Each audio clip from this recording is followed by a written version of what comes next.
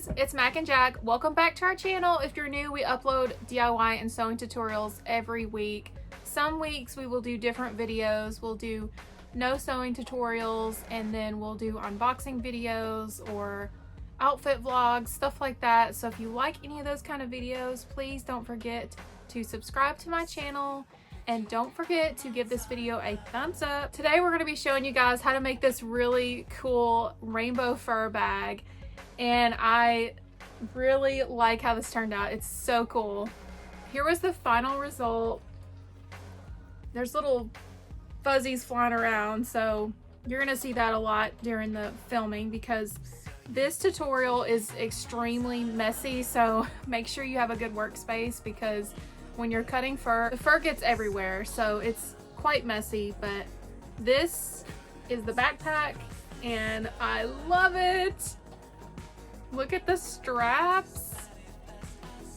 I covered most of it. I just didn't cover this area because I wanted to be able to unzip the bag, and I didn't cover the bottom because you're not really gonna see it. So this is it, and I'm really happy with it. I can't wait to show you guys how I did it. So I've been looking at some fur backpacks online, and a lot of them are expensive and some are cheap. I couldn't find any like that exactly, so I just wanted to make my own and make something unique.